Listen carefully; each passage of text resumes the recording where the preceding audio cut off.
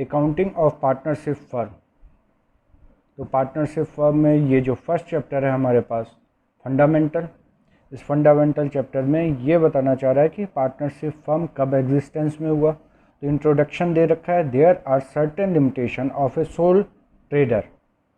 In a sole trading concern, only one man invested capital, undertake the risk involved in the business and control the whole affairs of the business। इससे पहले जो हम लोगों ने first year में syllabus का part था जिसमें हमने पूरा बुक्स ऑफ रिकॉर्ड मेंटेन करना सीखा, जिसमें journal, ledger, trial balance, trading PL, balance sheet तक प्रिपेयर किए थे। वो एक सोल ट्रेडर था जिसमें 1% ओनर था, वही इन्वेस्ट करता था कैपिटल। जो भी बिजनेस के रिस्क इन्वॉल्व थे वो सारा वही मैनेज करता था, 1%। Control the whole affairs of the business, और पूरा बिजनेस का कंट्रोल 1% के हैंड में था। But one man capital skill controlling and risk taking capacity are generally limited. तो यहाँ बताना चाह रहा है कि 1% अगर ओनर है तो ये उसके पास एक लिमिटेड कैपिटल थी, कंट्रोलिंग स्किल, रिस्क टेकिंग, ये सब उसके पास एक लिमिटेशन तक थी। Therefore, some person may combine and enter into the agreement to form a partnership। तो अब यहाँ पे एक पार्टनरशिप फर्म के बारे में बात कर रहा है जिसमें 2 और मोर पर्सन आ रहे हैं एक साथ। एग्रीमेंट यानी कि आपस में जो भी एग्री कर रहे हैं जिस बात के लिए फर्म को कैरी करने के लिए, वो एज ए क्या पार्टनरशिप फर्म है। तो ये पार्टनरशिप फर्म एग्जिस्टेंस में तब आया जब सोल प्रोप्राइटरशिप में लिमिटेड कैपिटल थी, 1 मैनेजरल स्किल था। तो इसके बजाय अगर 2 और मोर पर्सन आएंगे तो फर्म में कैपिटल भी ज़्यादा होगी। रिस्क इन्वॉल्व जो भी है वो एक पर्सन का नहीं होगा, जितने भी पर्सन उस पार्टनरशिप फर्म में आ रहे हैं उनके लिए है। मैनेजरल एबिलिटी भी इंक्रीज़ कर जाएगी क्योंकि यहाँ 2 और मोर पर्सन होंगे। तो इस सिचुएशन में बता रहा है partnership is a relation of mutual trust and faith. Partnership यानी कि 2 और मोर पर्सन ज्वाइन कर रहे हैं किसी बिजनेस को कैरी करने के लिए, तो उनके बीच जो रिलेशन है वो एज ए म्यूचुअल ट्रस्ट और फेथ से होता है। In order to maintain this trust it is necessary that the partnership account be maintain in an honest, accurate and equitable manner. तो जब भी 2 और मोर पर्सन एक साथ बिजनेस में आ रहे हैं तो उनके बीच म्यूचुअल ट्रस्ट और फेथ क्रिएट होने के लिए सबसे इम्पॉर्टेंट पार्ट है बुक्स ऑफ रिकॉर्ड को सही तरीके से मेंटेन करना। Partnership account should present a true and fair picture and the partnership business. For this purpose it is necessary to study the definition of partnership as given in the partnership act and the relevant provision of the partnership act which affect the partnership accounts। तो यहाँ पे partnership act की जो बात कर रहा है यानी कि जो भी बिजनेस है सारे बिजनेस रजिस्टर्ड होते हैं, उसी तरीके से एक पार्टनरशिप फर्म है जो कि रजिस्टर्ड होती है अकॉर्डिंग टू पार्टनरशिप एक्ट के थ्रू। तो वहाँ पे कुछ प्रोविज़न है जो कि पार्टनरशिप को इफ़ेक्ट करते हैं और वहाँ पे पार्टनरशिप अकाउंट जो मेंटेन हो रहा है वो भी अकॉर्डिंग टू पार्टनरशिप एक्ट या एग्रीमेंट के अकॉर्डिंग कैरी होगा। Now nature of partnership firm. As per accounting view point, partnership firm is treated as separate business entity distance from its partners.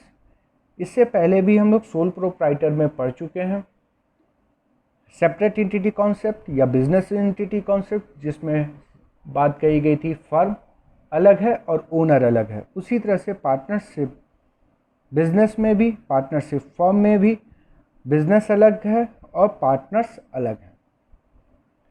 However as per legal point of view a partnership firm is not a separate legal entity. तो यहाँ पे दोनों बात बता रहा है, यानी कि अकाउंटिंग पॉइंट ऑफ व्यू जो बुक्स ऑफ रिकॉर्ड मेंटेन करते हैं तो ये बात बताई गई है जब भी बुक्स ऑफ रिकॉर्ड मेंटेन करते हैं तो बिजनेस के पॉइंट ऑफ व्यू से होता है, ओनर के पॉइंट ऑफ व्यू से बुक्स ऑफ रिकॉर्ड मेंटेन नहीं कर सकते। तो अकाउंटिंग पॉइंट ऑफ व्यू जो भी बुक्स ऑफ रिकॉर्ड मेंटेन हो रहा है उसके लिए हमारे सामने सेपरेट एंटिटी कॉन्सेप्ट है, लेकिन legal point of view both are same. यानी कि लीगल पॉइंट ऑफ व्यू क्या है, यानी कि अगर पार्टनरशिप फर्म में कोई पार्टनर्स किसी अदर के साथ एग्रीमेंट में आ रहा है या पार्टनरशिप फर्म एग्रीमेंट कर रही है या उनमें से कोई एक पार्टनर किसी के साथ एग्रीमेंट कर रहा है, तो बाकी पार्टनर्स इस बात को डिनाई नहीं कर सकते कि ये एग्रीमेंट किसी पर्टिकुलर वन पार्टनर के साथ है। इस सिचुएशन में ऑल पार्टनर्स लाइबल हैं, इसलिए legal point of view both are same.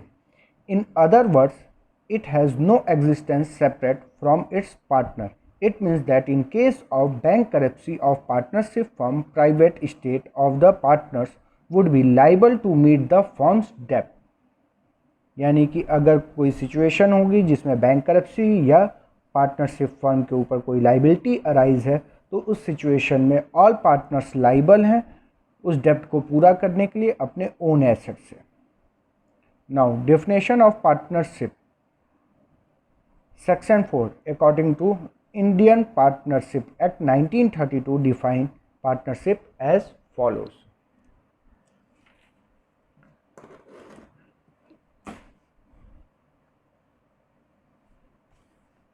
Now partnership is the relation between person who have agreed to share the profit. Partnership relation between person है, यानी कि 2 और more person होंगे, have agreed to share the profit, और वो आपस में agree करते हैं प्रॉफिट्स डिस्ट्रीब्यूट करने के लिए जो भी बिजनेस कैरी करेंगे।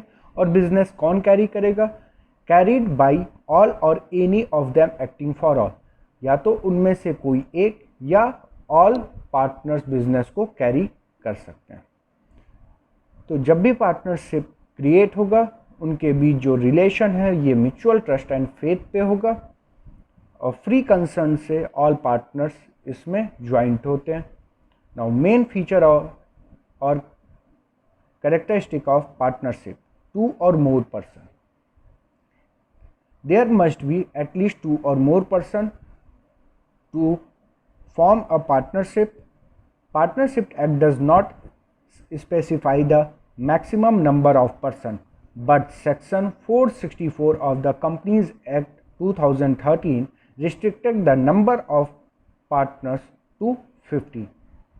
पार्टनरशिप एक्ट जो 1932 है उसमें मिनिमम नंबर ऑफ पर्सन यानी कि 2 ये तो डिफाइन किया गया है, लेकिन मैक्सिमम नंबर ऑफ पर्सन कितने होंगे ये बात पार्टनरशिप एक्ट में न होकर के इंडियन कंपनीज एक्ट 2013 में डिफाइन किया गया है कि मैक्सिमम नंबर ऑफ पार्टनर्स 50 हैं।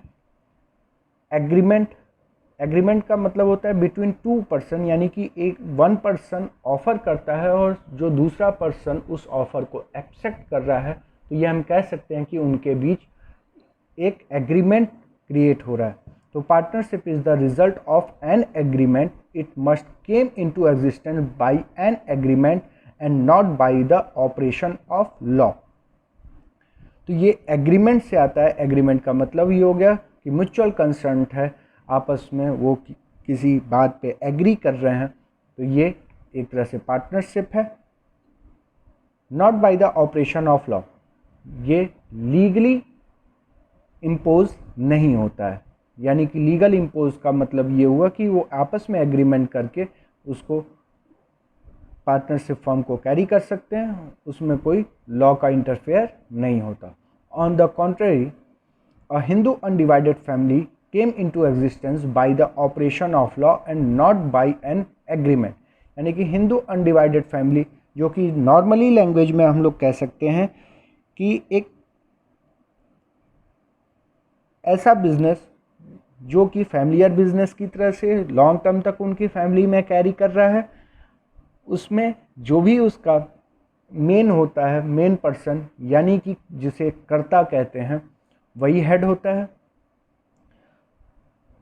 तो ये ऑपरेशन बाय लॉ है। ऐसा नहीं है कि फैमिली मेंबर्स आपस में एग्रीमेंट करके किसी और पर्सन को कर्ता या मेन हेड बनाए। तो इसी वजह से ये कहा गया कि पार्टनरशिप जो है ऑपरेशन बाय लॉ नहीं है। Such an agreement can be either oral और रिटन। पार्टनर्स के बीच जो एग्रीमेंट होगा वो ओरल और रिटन दोनों फॉर्म में हो सकता है। The agreement forms the basis of mutual rights and duties of partners. और जो एग्रीमेंट है वो उनके म्यूचुअल राइट एंड ड्यूटीज़ के ऊपर डिपेंड करता है। तो उनके बीच जो भी एग्रीमेंट होगा वो रिटन फॉर्म में रखना अच्छा होता है ताकि इन फ्यूचर कोई डिस्प्यूट ना हो। Existence of business and profit motive. Business का एग्जिस्टेंस होना ज़रूरी है। इसका मतलब ये है कि पार्टनर्स आपस में एग्रीमेंट तो कर रहे हैं कि एक पार्टनरशिप फर्म क्रिएट करेंगे, बिजनेस कैरी करेंगे। ये सिर्फ एग्रीमेंट तक नहीं होगा, यानी कि वो सिर्फ आपस में एग्रीमेंट कर लिए, फर्म रजिस्टर्ड हो गई, उसके बाद कोई बिजनेस कैरी नहीं कर रहे हैं तो उसे हम पार्टनरशिप फर्म नहीं कह सकते। और उसका मोटिव प्रॉफिट होना चाहिए, यानी कि हर बिजनेस का मोटिव प्रॉफिट होना चाहिए। अगर वहाँ पे प्रॉफिट मोटिव नहीं है तो वो बिजनेस की डिफिनेशन में नहीं आता, तो वो नॉन प्रॉफिट ऑर्गेनाइजेशन की तरह से ट्रीट होगा। Partnership can be formed for the purpose of carrying on some business with the intention of earning profit and such business must be legal। यानी कि पार्टनरशिप के बारे में बताया गया कि आपस में 2 और मोर पर्सन एग्रीमेंट करेंगे और बिजनेस कैरी करेंगे, उसका मोटिव प्रॉफिट अर्न होना चाहिए और लीगल होना चाहिए, यानी कि ऐसा बिजनेस होना चाहिए जो कि लीगल हो। अनलीगल बिजनेस के लिए अगर वो एग्रीमेंट कर रहे हैं, भले उसका मोटिव प्रॉफिट अर्न करना है, लेकिन वो एज ए पार्टनरशिप की डिफिनेशन में नहीं आएगा। A joint ownership of sum property by itself can not be called partnership. अगर किसी प्रॉपर्टी पे जॉइंट ओनरशिप है तो वहाँ पे पार्टनरशिप फर्म नहीं होगी।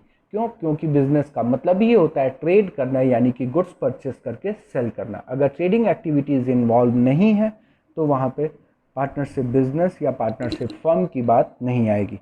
तो यहाँ पे जो jointly ownership of the property की बात कर रहे हैं वहाँ पे कोई पार्टनरशिप नहीं होगा। Sharing of profit. The agreement between the partners must be aimed at sharing the profit. जो एग्रीमेंट है उसका सबसे इम्पॉर्टेंट पार्ट है, जो भी फर्म या बिजनेस का प्रॉफिट होगा वो पार्टनर्स में किस रेशियो में या किस प्रपोर्शन में डिस्ट्रीब्यूट होगा।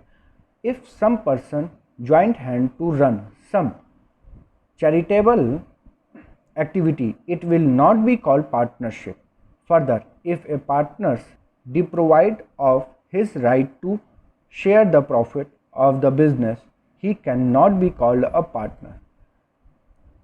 पार्टनर्स में अगर कोई पार्टनर प्रॉफिट लेने का राइट अगर उसके पास नहीं है तो वो पार्टनरशिप फर्म या एज ए पार्टनर नहीं कहा जा सकता। But it is not necessary that all partner should share the loss also. लेकिन एग्रीमेंट में ये बात हो सकती है कि कोई पार्टनर फर्म में लॉस अगर हो रहा है तो उसमें वो शेयर नहीं करेगा। It may be agreed between the partners that one or more of them shall not be liable for losses. जैसे फॉर एग्जांपल हम जनरल लैंग्वेज में कह सकते हैं कि पार्टनरशिप फर्म में 2 और मोर पर्सन है। अगर कोई पर्सन जो सिर्फ कैपिटल इन्वेस्ट कर रहा है, बिजनेस की एक्टिविटी में पार्टिसिपेट नहीं कर रहा है, तो उस सिचुएशन में वो अदर पार्टनर्स के साथ एग्रीमेंट में आ सकता है कि अगर फर्म में कोई लॉस हो रहा है तो उस लॉस में वो कंट्रीब्यूट नहीं करेगा। Relationship of principal and agent. Each partners is an agent as well as a partner of the firm. An agreement because he can bind the other partners by his act and the principle, because he himself can be bound by the act of the other partners। यानी कि principal और agent का relation जो है partners के बीच, वो कहने का मतलब है कि अगर जो भी पार्टनरशिप फर्म में जितने भी पार्टनर हैं, अगर उनमें से कोई भी पार्टनर किसी के साथ एग्रीमेंट कर रहा है तो ऑल पार्टनर्स लाइबल हैं। जो भी पार्टनर्स एग्रीमेंट करते हैं वो अपने बिहाफ पे नहीं, पार्टनरशिप फर्म के बिहाफ पे या पार्टनरशिप फर्म के नेम से एग्रीमेंट करते हैं, तो फर्म तो लाइबल ही है और फर्म के लाइबल होने के साथ साथ ऑल पार्टनर्स भी लाइबल हैं। बिजनेस में be carried on by all or any of them acting for all. Business को कौन कैरी करेगा, इसके लिए भी पार्टनर्स में एग्रीमेंट हो सकता है।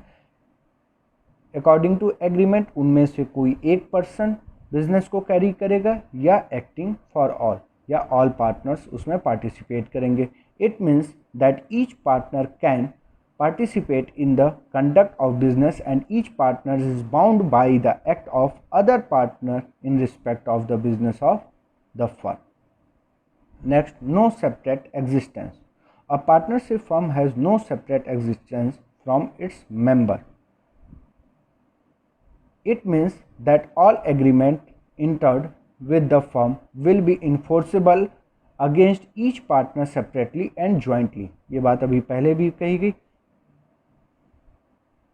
तो यानी कि पार्टनरशिप फर्म में जितने भी पार्टनर हैं वो लीगल पॉइंट ऑफ व्यू यहाँ पे बिजनेस एंटिटी कॉन्सेप्ट नहीं चलेगा। ऑल पार्टनर्स लाइबल हैं किसी भी एग्रीमेंट के लिए, और इन्फोर्सेबल यानी कि अगर कोई पार्टनर अपने राइट से या अपने ड्यूटी से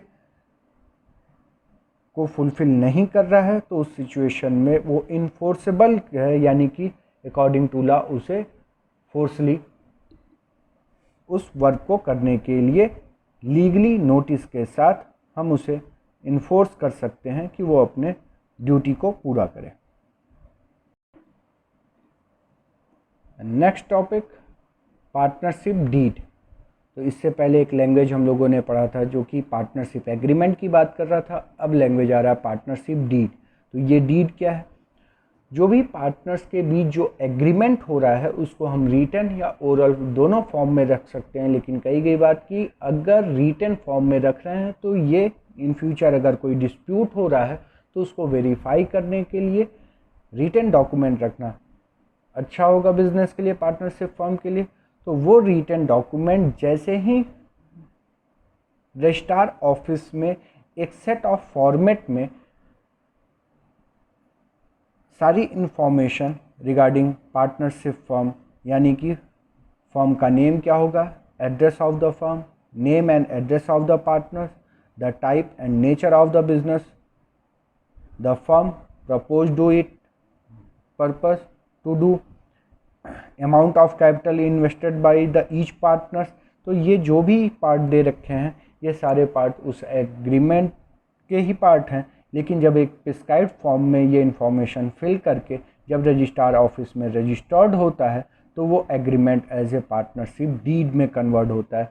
according to book language, since partnership is the outcome of an agreement, it is essential that there must be some terms and condition agreed upon by all the partners. Such term and condition may be either oral or written. The law does not make it compulsory to have a written agreement. तो oral और written दोनों में रख सकते हैं, लेकिन agreement कोई ज़रूरी नहीं है कि हम रिटन फॉर्म में ही रखें, इसके लिए कोई कंपलसरी लॉ नहीं है। However, in order to avoid all misunderstanding and dispute, it is always the best course of have a written agreement duly signed and registered under the act।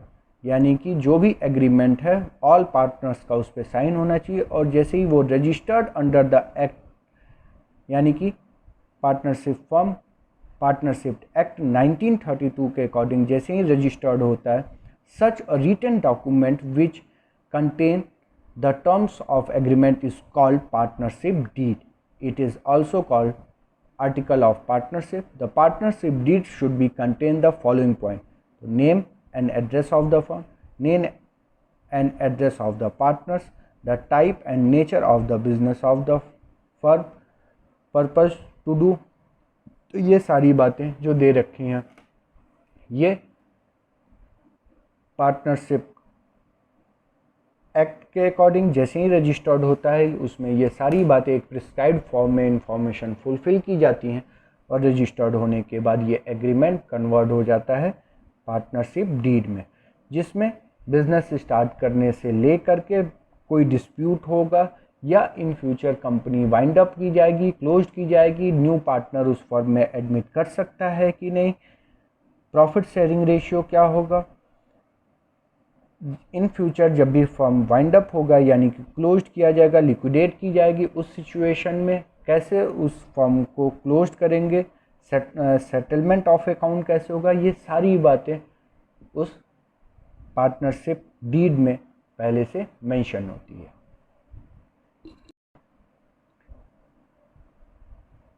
Rules applicable in the absence of partnership deed. तो अब यहाँ पे बता रहा है कि अगर partners में कोई एग्रीमेंट या कोई डीड नहीं है तो वहाँ पे क्या रूल अप्लीकेबल होगा। तो इससे पहले दो लैंग्वेज हम लोगों ने समझा, एक पार्टनरशिप एग्रीमेंट, एक पार्टनरशिप डीड। अब एक और लैंग्वेज आ रहा है पार्टनरशिप एक्ट 1932, यानी कि पार्टनर्स के बीच अगर कोई एग्रीमेंट या कोई डीड नहीं है तो उस सिचुएशन में पार्टनरशिप एक्ट अप्लीकेबल होता है। तो कह रहा है in the absence of partnership deed or verbal agreement of it is if the partnership deed is silent on a certain point, the following provision of Partnership Act 1932 will be applicable. First, profit sharing ratio. Profit and loss are to be shared equally in respect of their capital contribution. यानी कि partners में जो भी profit sharing ratio होगा, अगर कोई agreement उनके बीच नहीं है प्रॉफिट शेयरिंग रेशियो का, तो उनका प्रॉफिट शेयरिंग रेशियो इक्वल होगा, चाहे उनकी कैपिटल किसी भी प्रपोर्शन में बिजनेस में कंट्रीब्यूट हो। Interest on capital, no interest on capital provided to partners. Interest on drawing, no interest charge on drawing. Salary to a partner, कोई पार्टनर को सैलरी प्रोवाइड नहीं करेंगे। इंटरेस्ट ऑन लोन, अगर किसी partner ने firm में capital के अलावा कोई एडिशनल अमाउंट या एज ए लोन दे रखा है फर्म को, पार्टनरशिप फर्म को, तो उस पर पार्टनर्स का राइट है कि 6% की रेट से इंटरेस्ट लेगा। तो ये in the absence of partnership deed है, यानी कि 6% इंटरेस्ट जो है, अगर पार्टनर्स में एग्रीमेंट नहीं है तो उस लोन पे 6% इंटरेस्ट देंगे। अगर उस एग्रीमेंट में इंटरेस्ट ऑन लोन के बारे में पार्टनर्स में बात है तो जो उनके बीच एग्रीमेंट या जो भी परसेंटेज पार्टनर्स डिसाइड करेंगे उसके अकॉर्डिंग होगा, और अगर एग्रीमेंट नहीं है तो 6% per annum. Admission of a new partner without the consent of all existing partners, no new partners can be admitted of the firm. तो ये जो इन्फॉर्मेशन आपको अकॉर्डिंग टू पार्टनरशिप एक्ट दे रखा है, इसमें दो ही बातें ध्यान रखनी है। प्रॉफिट शेयरिंग रेशियो इक्वल होगा in the absence of partnership deed, और अगर किसी पार्टनर्स ने फर्म को लोन या एडवांस दे रखा है तो उसके लिए उसे 6% इंटरेस्ट लेने का राइट है। Next topic, recording of partnership transaction. अब बुक्स ऑफ रिकॉर्ड मेंटेन करने की बात कर रहा है कि पार्टनरशिप फर्म यानी कि बिजनेस कैरी कर रहे हैं जहाँ पे बुक्स ऑफ रिकॉर्ड मेंटेन होना ही है, क्योंकि जो भी बिजनेस है उनके यहाँ ट्रेडिंग एक्टिविटी होगी, गुड्स परचेज है, सेल्स है, तो ड्यूरिंग द ईयर जो भी बिजनेस कैरी करने में गुड्स परचेज, सेल्स, जो भी बिजनेस एक्सपेंसेस हैं वो सारे रिकॉर्ड किए जाएंगे, और at the end of the year trading and profit and loss account prepare करके फर्म में कितना प्रॉफिट है ये फाइंड आउट करेंगे और बैलेंस शीट तक प्रिपेयर करें। तो ये इंफॉर्मेशन समझने के लिए, तो बुक्स ऑफ रिकॉर्ड मेंटेन करने के लिए जो फर्स्ट ईयर में हम लोगों ने सबसे पहले समझा कि हमारे सामने बिजनेस ट्रांजैक्शन होगा।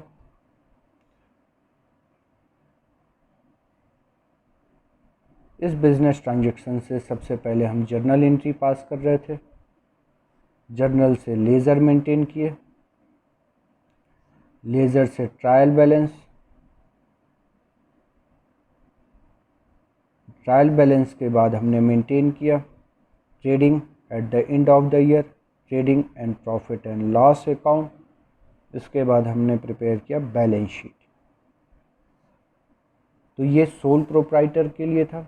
अब हमारे सामने पार्टनरशिप फर्म है, जिस पार्टनरशिप फर्म में बुक्स ऑफ रिकॉर्ड मेंटेन करने के लिए यानी कि जो अकाउंटिंग साइकिल है, journal, laser, trial balance, trading, PL और बैलेंस शीट सेम कंटिन्यू होगा, लेकिन यहाँ पे एक न्यू बात सामने आ रही है, profit and loss appropriation account.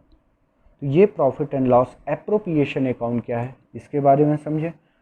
Partnership form में भी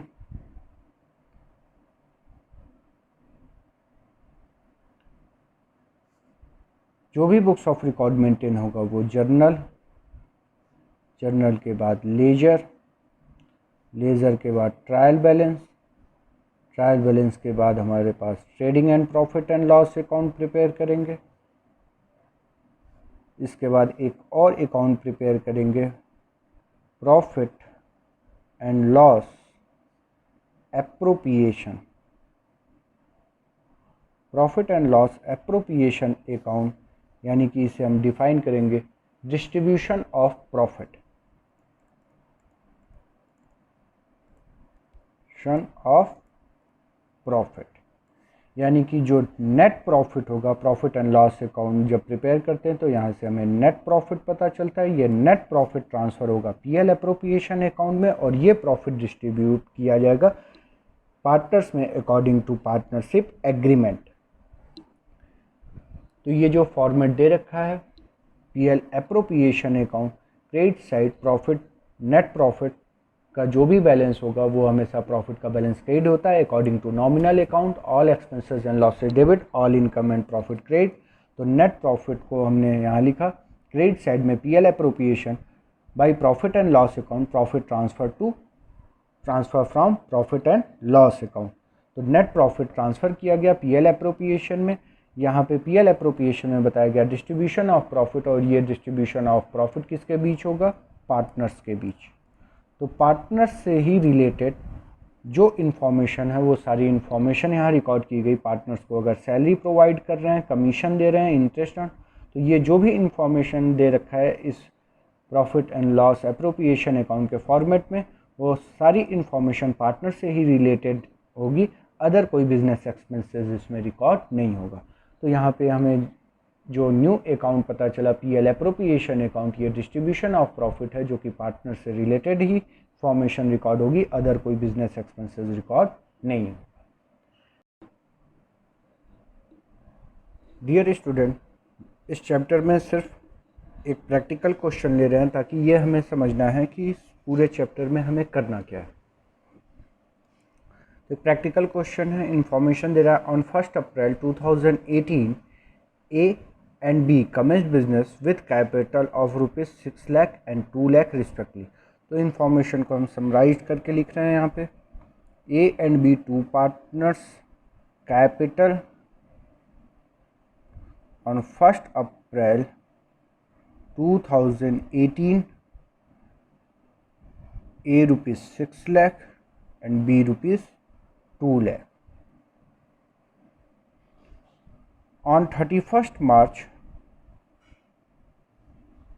2019 the trading profit was rupees 2,40,000।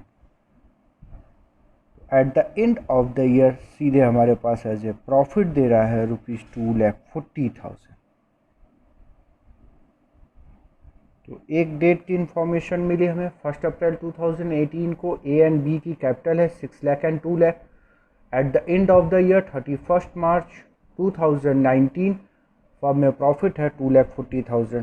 तो ये प्रॉफिट जो है नेट प्रॉफिट है, यानी कि अभी हम लोगों ने पहले भी समझा कि इस चैप्टर में यानी कि एक न्यू अकाउंट प्रिपेयर करना है पीएल एप्रोप्रिएशन, यानी कि जहाँ पे डिस्ट्रीब्यूशन ऑफ प्रॉफिट है।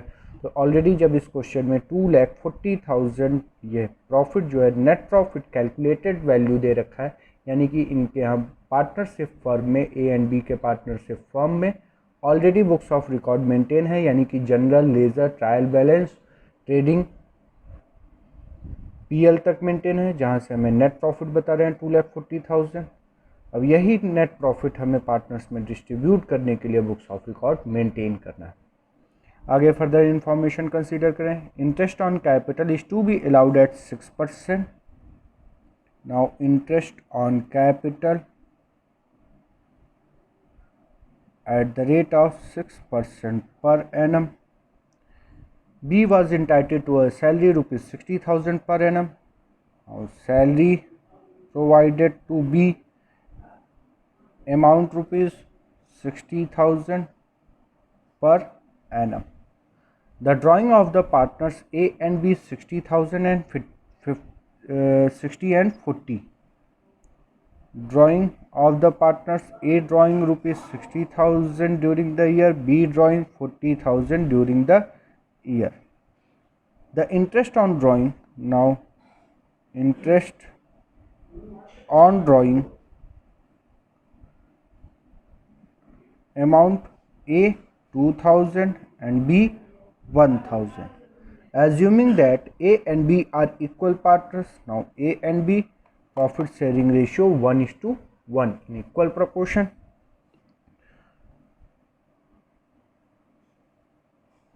Prepare profit and loss appropriation account and partners capital account. तो फर्स्ट हमें प्रिपेयर करना है profit and loss appropriation account,